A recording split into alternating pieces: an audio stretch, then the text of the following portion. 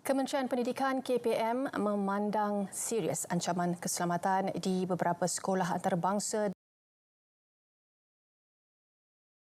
dan sekolah ekspatriat seperti yang dilaporkan oleh media. KPM memaklumkan pihaknya sentiasa mengutamakan keselamatan guru, murid dan seluruh warga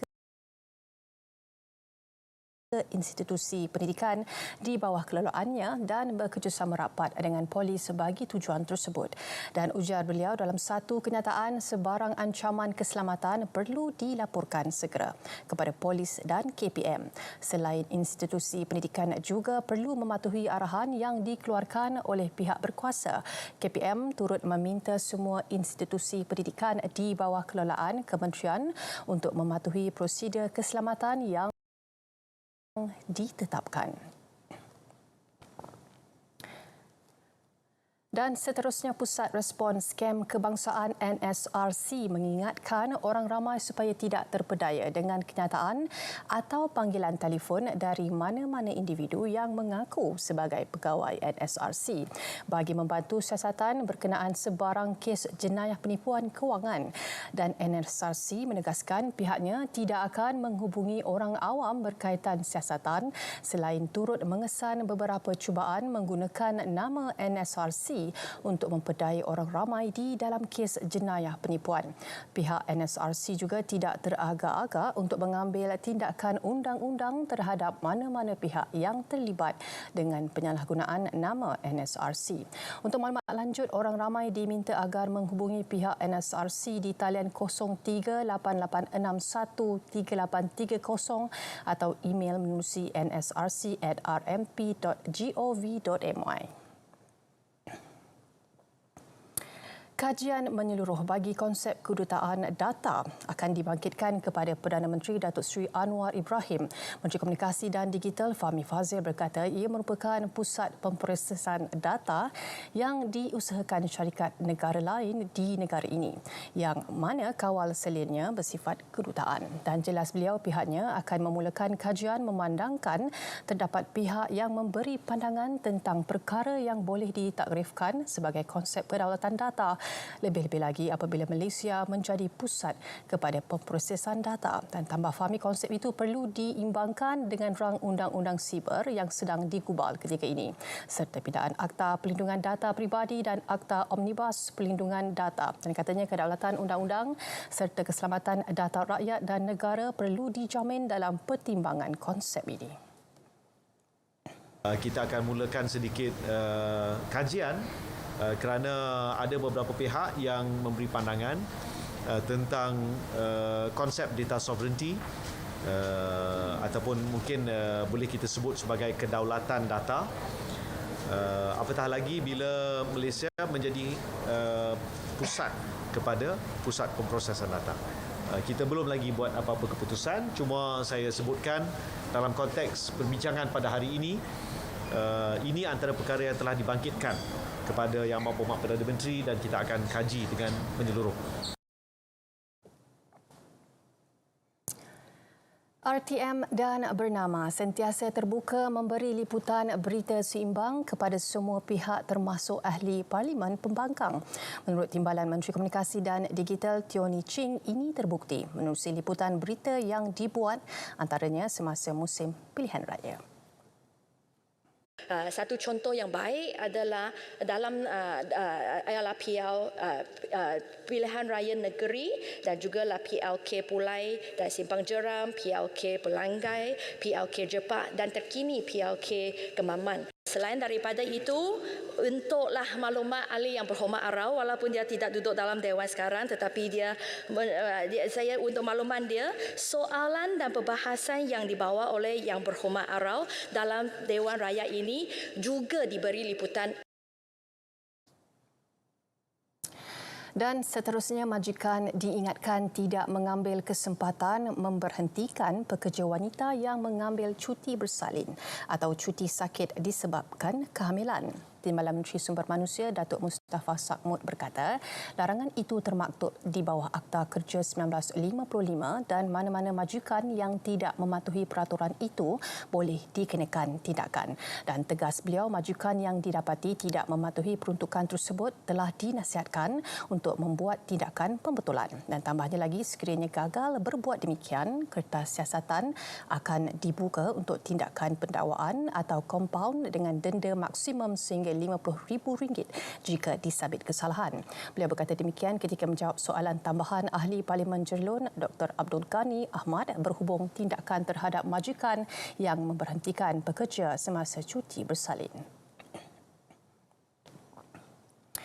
4 lelaki pemungut hutang didakwa di Mahkamah Magistrate Kluang pagi semalam atas tuduhan mengaibkan dan mendatangkan kemarahan kepada peminjam dan ahli keluarganya.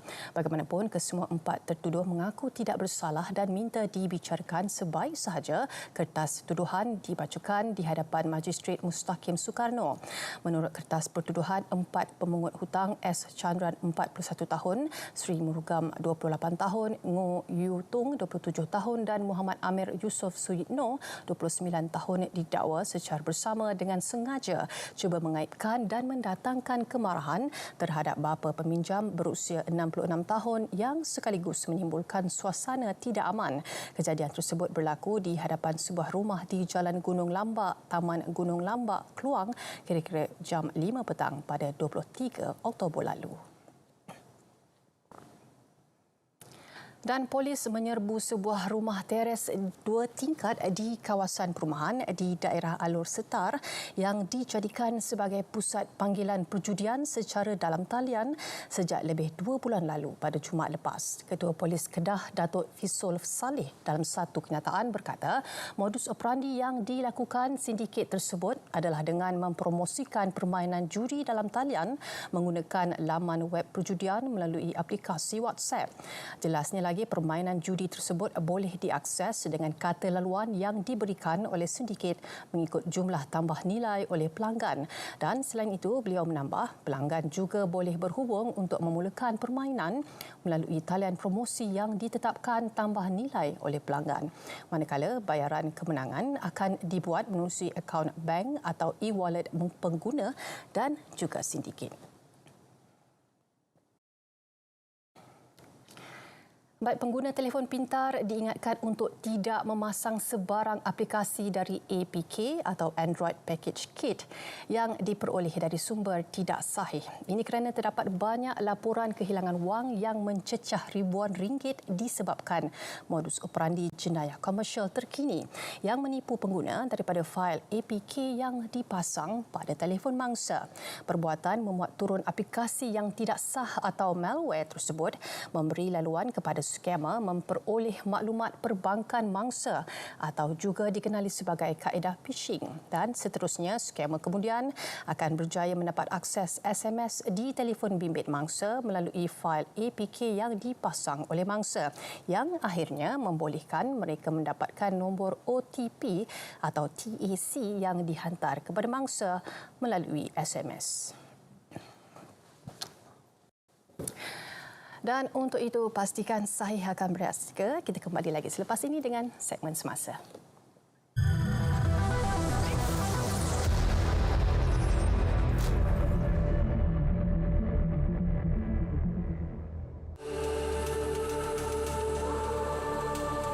Excellencies, with due humility, I call upon each of us to strategically employ our diplomatic channels and networks, institute an immediate ceasefire, increase and expedite humanitarian assistance to the people of Gaza, halt all Israeli settlement activity and settler violence against Palestinians in the West Bank, immediately cease the forced displacement of civilians, investigate and prosecute all breaches of international law, including war crimes, through international judicial institutions. Support the Arab Peace Initiative and facilitate negotiations with reputable mediators to advance the two-state solution. with the recognition of an independent state of Palestine based on the pre-1967 borders with East Jerusalem as its capital, and combat the global rise of Islamophobia while safeguarding the right to peaceful expression of support for the Palestinian cause. In closing, allow me to reaffirm Malaysia's ironclad commitment to the Palestinian cause.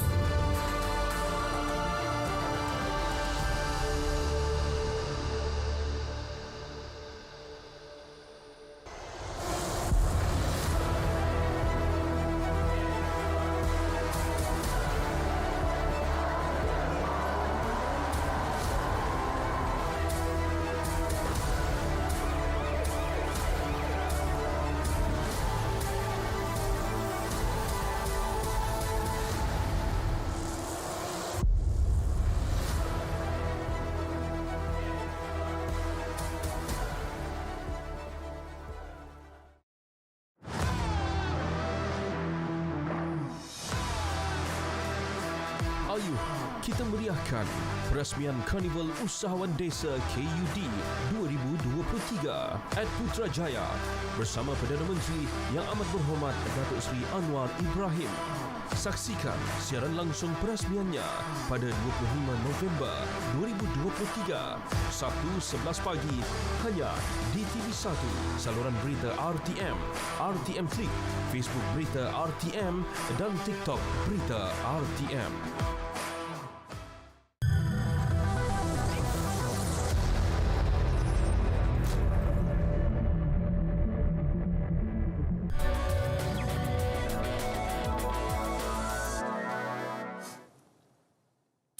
Dan kini kembali dalam Pastikan Sahih dan seterusnya sehingga 31 Oktober lalu jumlah langganan pakej 5G Rahmah mencecah 98,979 unit. Timbalan Menteri Komunikasi dan Digital Teo Ni Ching berkata 49% atau 49,998 daripadanya dilanggan pengguna B40 dan ini menunjukkan pakej berkenaan dikenali dan diterima baik rakyat. Ini adalah berbaloi kerana harga yang ditawarkan adalah lebih rendah dari harga pasaran di samping tempoh waranti yang lebih panjang iaitu selama 24 bulan berbanding 12 bulan yang ditawarkan di pasaran. Banjir di Terengganu merekodkan 3,584 penduduk terjejas setakat pukul 6 pagi tadi. Penduduk terjejas kini ditempatkan di 29 pusat pemindahan sementara PPS yang melibatkan 5 daerah di negeri itu. Sekretariat Jawatan Kuasa Pengurusan Bencana Negeri memaklumkan 5 daerah masih terjejas iaitu Kuala Nerus, Kuala Terengganu, Marang, Dungun dan Besut. Kesemua PPS menempatkan 958 keluarga. Daerah Kuala Nerus kekal tertinggi iaitu 1,601 penduduk terjejas. Diikuti Kuala Terengganu dengan 955 orang daripada 279 keluarga. Marang pula merekodkan 732 orang daripada 183 keluarga. Manakala Besut dan Dungun masing-masing merekodkan 272 dan 23 penduduk terjejas. Keadaan cuaca masih lagi hujan di beberapa tempat namun jumlah penduduk terjejas menunjukkan tren menurun. Sementara itu di negeri Kelantan 373 orang daripada 96 keluarga masih berada di 6 PPS. Menurut portal info bencana JKM, 4 PPS dibuka di Pasir Putih dan 2 lagi di Bacok. Jumlah penduduk terjejas banjir di Kelantan pula kekal seramai 370 orang daripada 95 keluarga yang direkodkan setakat pukul 7 malam tadi. Kesemua mereka ditempatkan di 6 PPS membabitkan 2 daerah iaitu Bacok dan Pasir Putih. Menurut laman susawang info bencana banjir, Jabatan Kebajikan Masyarakat Pasir Putih masih merekodkan penduduk terjejas banjir paling ramai di negeri itu iaitu seramai 312 orang. Kesemua mereka daripada 81 keluarga itu ditempatkan di 4 PPS di daerah tersebut. Manakala 58 penduduk terjejas banjir daripada 14 keluarga di Bacok pula masih berlindung di 2 PPS daerah itu. Dan ini pula rangkuman paras air di seluruh negara setakat pukul 7 malam semalam.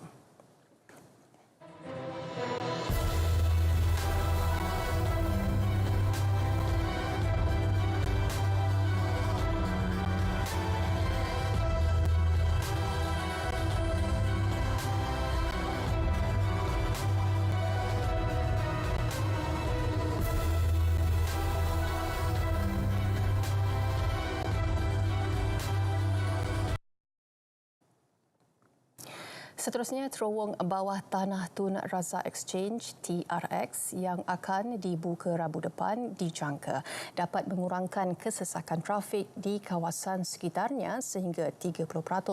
Menteri Kerja Raya Datuk Seri Alexander Nantalinggi berkata terowong itu sebahagian daripada infrastruktur disediakan bagi menyokong pembangunan TRX sebagai pusat kewangan negara. Datuk Seri Alexander melakukan tinjauan persiapan terakhir pembukaan terowong sepanjang 5 km itu. Setakat ini saya difahamkan agak semuanya sempurna lah. Ya, baguslah. Saya difahamkan begitu kerana banyak jaringan lebuh raya, SP dan sebagainya boleh mengakseskan tempat ini dan memudahkan jalanan masuk ke kawasan ini dan juga keluar dari kawasan ini. Dan sudah tentunya kompleks ini ataupun pembangunan dekat sini akan memberi satu suntikan yang sangat penting bagi kita merancangkan ekonomi setempatlah. Dan sebanyak 25 cerun kritikal di Terengganu sedang dipantau dan disenarai dalam modul inventori cerun negara. Pengarah Jabatan Mineral dan Geosains Terengganu JMG Habibah Tahir berkata ia melibatkan daerah Kuala Terengganu, Marang, Dungun dan Kemaman. Jelas beliau cerun tersebut ditakrifkan sebagai kritikal apabila berlakunya bencana geologi tanah runtuh yang boleh menyebabkan kehilangan nyawa dan kerugian harta benda.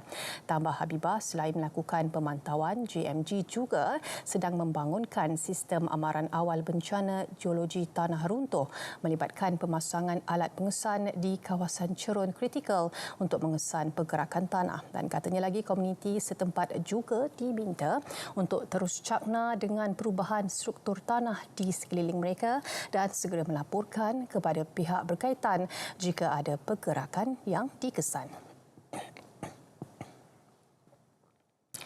Jabatan Perikanan Negeri Sembilan sedang menjalankan proses pemutihan serta mengenal pasti kolam ikan terbiar untuk dibangunkan semula. Dan menurut Pengarah Jabatan Perikanan Negeri Sembilan, Kasim Tawi, pihaknya komited membantu kerajaan negeri dalam memastikan usaha itu dapat dilaksanakan dengan baik sekaligus menjamin stok bekalan ikan di negeri itu. Pihaknya telah mengeluarkan arahan agar kesemua pejabat perikanan daerah mengambil dan membuat siasatan terperinci sebelum menentukan kolam yang perlu diutamakan serta tahap kerosakan kepada kerajaan negeri. Dan beliau berkata demikian ketika ditemui kru RTM pada program pengukuhan dan pemantapan My Community Perikanan MyKP dan Ketua Jaringan Perikatan KJP Negeri Sembilan 2023 di Port Dickson. Terdahulu, media melaporkan Exco Pertanian, Keterjaminan Makanan dan Kos Sara Hidup Negeri Sembilan, Datuk Seri Jalaluddin Alias berkata ia melibatkan kolam yang terbiar akibat kejadian banjir besar pada Disember 2021. Laporan Ketua Audit Negara LKAN 2022 mendapati hanya 25.6% atau 386 daripada 1,505 sekolah di seluruh negara yang dikenal pasti mempunyai bangunan daif telah dilaksanakan projek naik taraf dan pembangunan semula sekolah. Ketua Audit Negara Datuk Wan Suraya Wan Muhammad Razi berkata prestasi projek adalah rendah dengan sejumlah 123 bersamaan 31.9% daripada 386 sekolah berkenaan telah siap bagi tempoh 2019 hingga 2022. Dan jelas beliau LKAN terdiri daripada 3 naskah LKAN 2022 peringkat persekutuan iaitu yang pertama melibatkan aktiviti Kementerian Jabatan, Kerajaan Persekutuan dan Badan Berkanun. Ketua Pengurusan Syarikat Kerajaan Persekutuan, manakala yang terakhir melibatkan satu audit khas mengenai pengurusan hutan dan impak kepada alam sekitar. Tambah beliau, Jabatan Audit juga telah membentangkan LKAN kepada Jawatan Kuasa Kira-kira Wang Negara PAC. Seorang lelaki maut manakala dua lagi cedera dalam kemalangan melibatkan sebuah kenderaan MPV dengan sebuah lori. Dan kejadian berlaku kira-kira jam 4 petang semalam di Jalan Changlun ke Kuala Perlis berhampiran susur Kampung Paya. Dan menurut Ketua Polis Daerah Arau, Superintendent Ahmad Mohsin Mat Rodi, ketika kejadian, kenderaan berkenaan dipandu seorang lelaki berusia 26 tahun yang juga seorang peniaga berasal dari Kampung Kuala Sanglang, Alustar, Kedah. Dan kenderaan yang dipandu mangsa merempuh belakang sebuah lori di mana dua pekerja sedang membuat penyelenggaraan tiang lampu di laluan berkenaan. Akibat daripada rempuhan itu, mangsa tersepit dan berjaya dikeluarkan pihak bomba. Bagaimanapun, mangsa meninggal dunia di tempat kejadian. Sementara itu, pemandu lori mengalami kecederaan di bahagian muka dan rakannya hanya cedera ringan di tangan. Baik, pastikan sahih. Berehat lagi, jangan ke mana-mana. Kita kembali lagi selepas ini dengan segmen terakhir, notifikasi.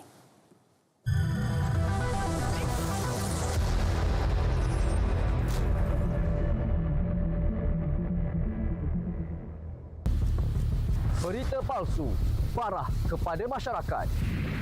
Menyebarkan berita palsu Tular di media sosial kerana anda boleh dikenakan tindakan undang-undang. isu semasa dalam negara. Beroperasi dengan selamat. 20 universiti awam sedia ada. Menangani inflasi, Iaitu mengenai cacar monyet. Sebalik pada minggu ini, juga diramal boleh berlaku dalam maklumat terkini dan tepat. Bagi segmen notifikasi, Untuk minit terakhir menyambut Hari Jantung Sedunia. Hentikan spekulasi. pastikan sahih. Tak pasti, jangan kongsi.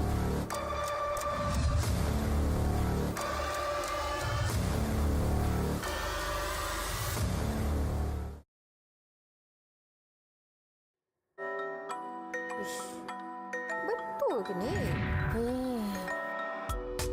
Awak yakin ke? Bila awak dengar semua ni? RTM menerbitkan satu segmen khas tajuk Biar Betul. Ini baru betul. Tantis Villa, semak kesahihan. Saksikan segmen Biar Betul dalam Kanta 744 setiap hari.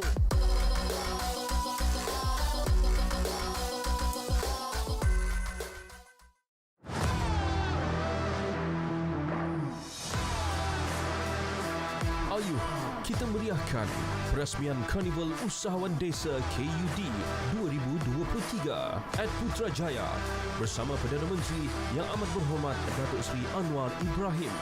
Saksikan siaran langsung perasmiannya pada 25 November 2023, Sabtu 11 pagi hanya di TV1, saluran berita RTM, RTM Klik, Facebook Berita RTM dan TikTok Berita RTM.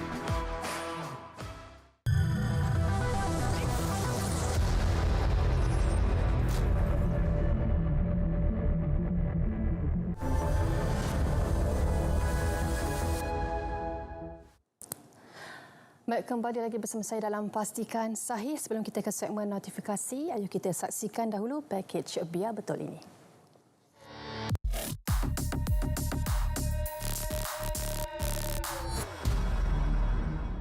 Lembaga Tabung Haji tampil mengingatkan pendeposit untuk sentiasa peka dan berhati-hati dengan pautan yang mencurigakan. Hal ini ekoran wujud laman web www.tabunghaji.net dengan menggunakan nama dan logo tabung haji seolah-olah menawarkan perkhidmatan yang sama. Ternyata ini adalah palsu. Menurut tabung haji, laman web ini adalah palsu dan bukan di bawah kendalian TH. Begitu juga laman Facebook Tijari Tabung juga bukan di bawah kendalian tabung haji. Hati-hati, jangan jadi mangsa skamer. Pendeposit tabung haji boleh layari laman web Tijari yang betul di www.tijari.com.my atau www.tabunghaji.gov.my. Jika anda terima bahan fitnah atau disyaki tidak betul, segera lapor ke SKMM. Biar betul, tak pasti, jangan kongsi.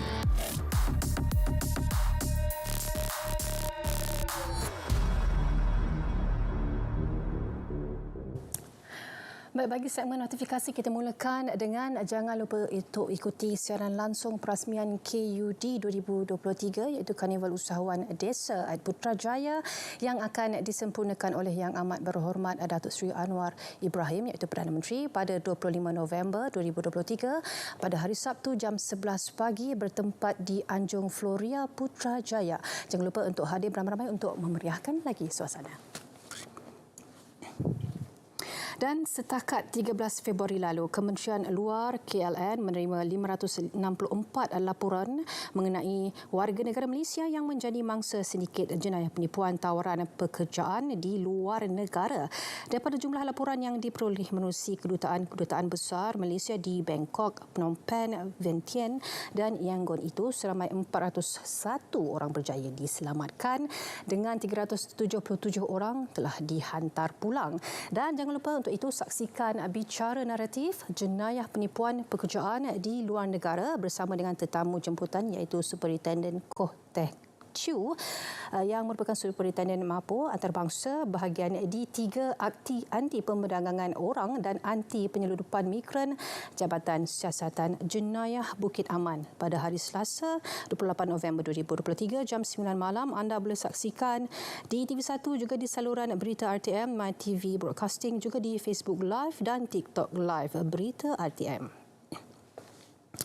Baik, kejayaan sesebuah tamadun merupakan hasil pimpinan pemimpin yang mempunyai hati nurani yang bersih dan tulus. Biarpun dunia semakin moden, tetapi nilai dan akhlak tidak harus dilupakan. Tamadun yang runtuh bukan sebab ekonomi atau sosial, tetapi kerana nilai dan akhlak yang kuat dalam diri seorang pemimpin. Ikuti kupasan tajuk Perhati Nurani dalam Forum Perdana Ehwal Islam 23 November 2023 pada hari Khamis pukul 9 malam hanya di TV1. Baik, Explorers RTM 2023 Run from Stress sempena dengan Hari Televisyen Sedunia yang bertemakan menerusi revolusi televisyen yang akan diadakan pada hari Isnin 27 November 2023. Tempatnya adalah di foyer Wisma Berita RTM jam 8 pagi.